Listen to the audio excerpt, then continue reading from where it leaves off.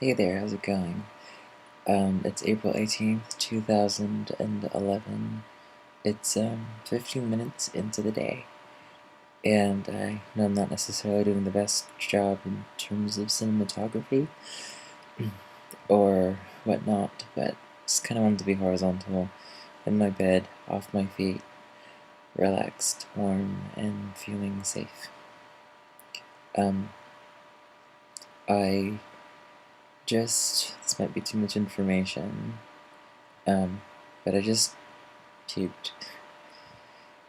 And just a little bit earlier ago, I was starting to relax and just kind of like, you know, I guess if I can just roll back a little bit. So, later part of today, I went out to Walmart. Yes, Walmart. But I went there and got my blood pressure checked out.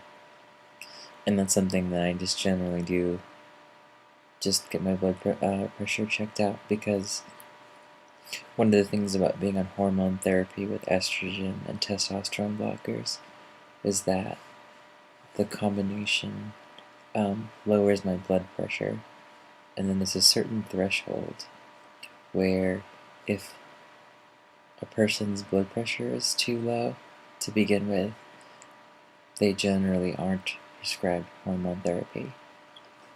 In this case, estrogen. And so I was kind of at that cutoff point where I did, like, health-wise, it'd be okay for me to be on it, but at the lowest dosage. And if my blood pressure, as it was beforehand, was too low, then I wouldn't be able to at all. So where I'm at right now, I can't get a higher dosage of estrogen without compromising my health.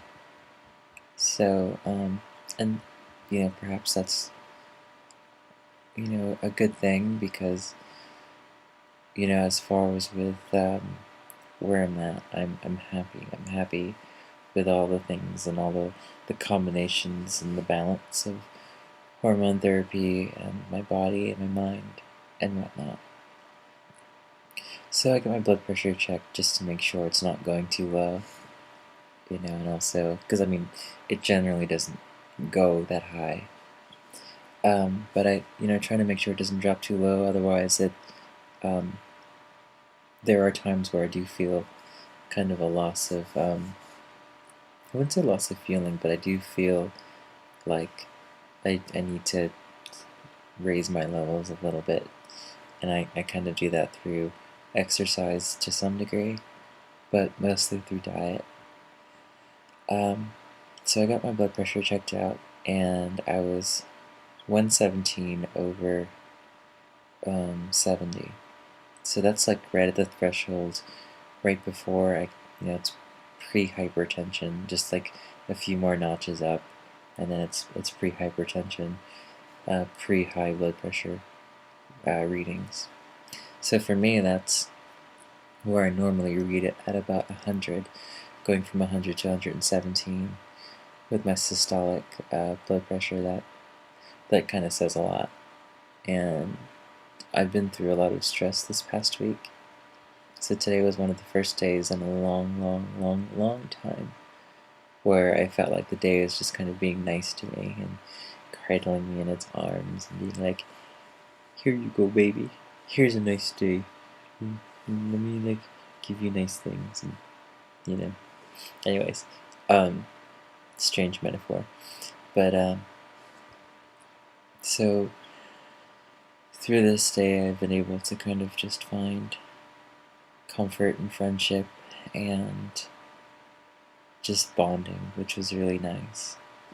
So I've been, got home, finally found myself beginning to just do some breathing exercises of just slowing down and slowing down and slowing down. And I just started to get sick. And then I started getting queasy and salty, ocean mouth, and then I puked. But in the process, I felt like I was kind of purging a lot of grossness out of me that's just been stored. So, while I don't recommend puking as a form of therapy, for this one instance, it was welcomed, which is kind of strange to say. But, so I guess what I wanted to mention was I think that it's so incredibly important to listen to my own body, to listen to what it's telling me, what it's capable of, and then trying to be nice to myself, be mindful of myself, my body, and the processes and the balance and whatnot.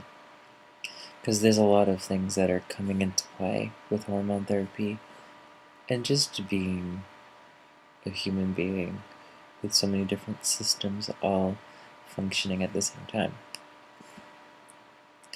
And in general, I'm thinking about, well, in the past week, it may not necessarily, it doesn't, it's not within the average of what I normally face on most weeks, which I'm incredibly, incredibly grateful for, that my life in general is more at peace than it is not.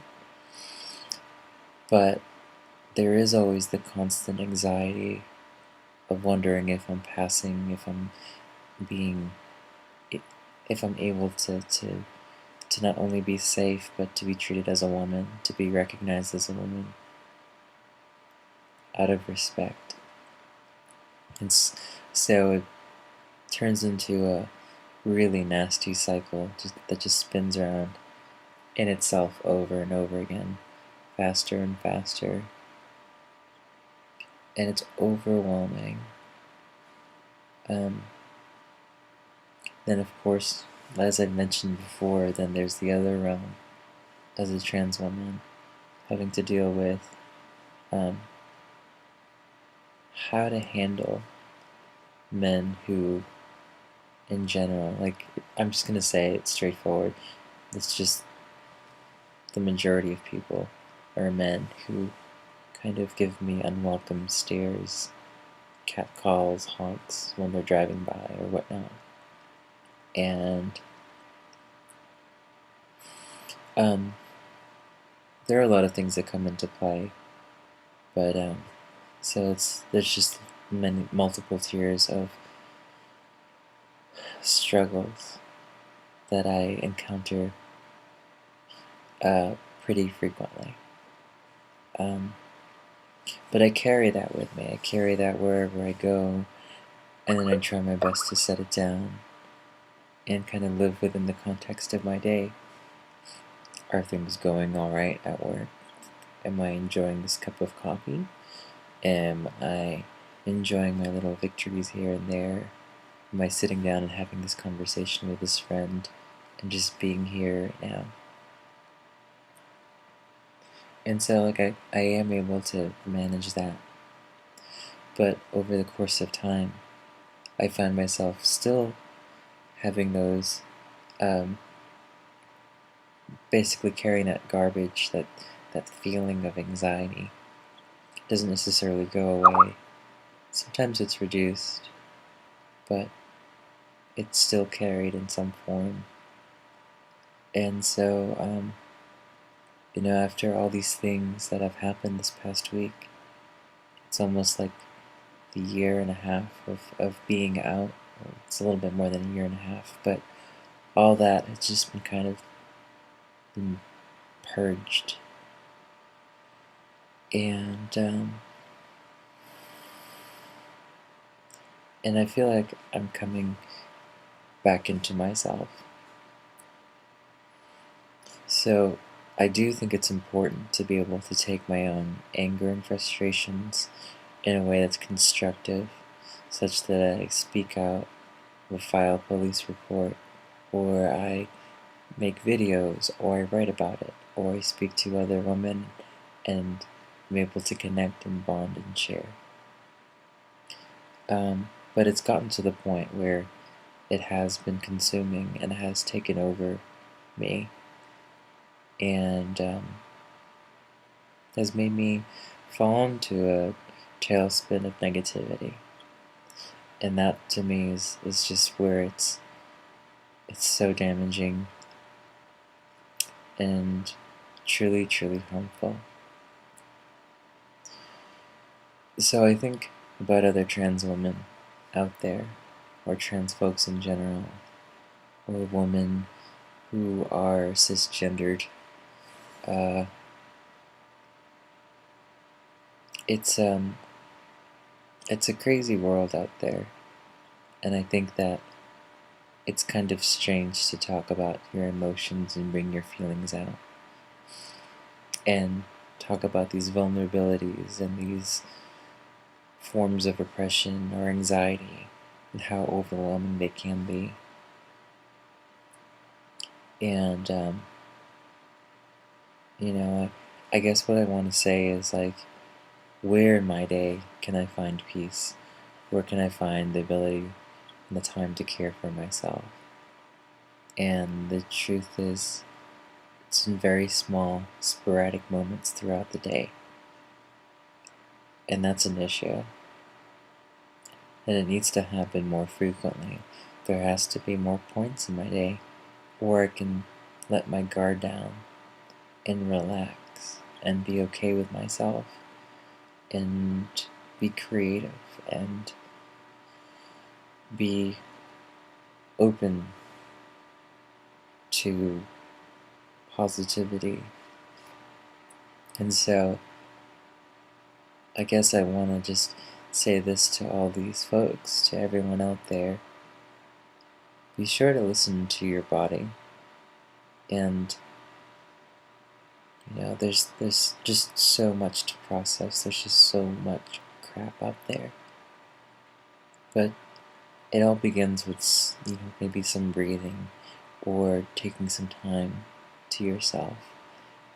And even if it's just mentally telling yourself, I'm letting go, I'm letting go. And if your body reacts in a way like it did with mine, so be it. But there's no strength in allowing all this stuff to be so destructive. It's one thing when a destructive act itself is destructive, but when the remnants of it again kind of unfold into a permutation of further destruction within the self, that's when that toxicity needs to be addressed, and it needs to be let go. And there's no pride, there's no honor, there's nothing really honorable about like carrying it with you. And if anything, it's a sign of respect to your own self and to your own body and to the person you are and the person you are becoming over and over again, if you show this love to yourself by letting go. I don't mean forgetting about all the crap that you may encounter in your day, but learn from it, grow from it, scar from it. But there comes a point where it needs to be removed. It needs to be jettisoned. It needs to be tossed out.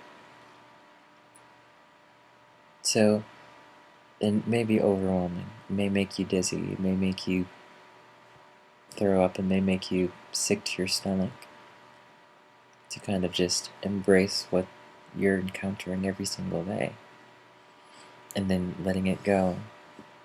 But all I can say is it's important to be calm and ready. It's important to maintain the balance of your own health, for your own hormone therapy. It's so important to just respect that and give yourself the love, because that is the most integral and crucial part of transitioning of just being anybody, just being a person that wants to be a person that grows and loves and expands and extends and creates. So I'm still learning how to let go, but just consider it as an option, as a very important thing that needs to happen in the process of finding out who you are.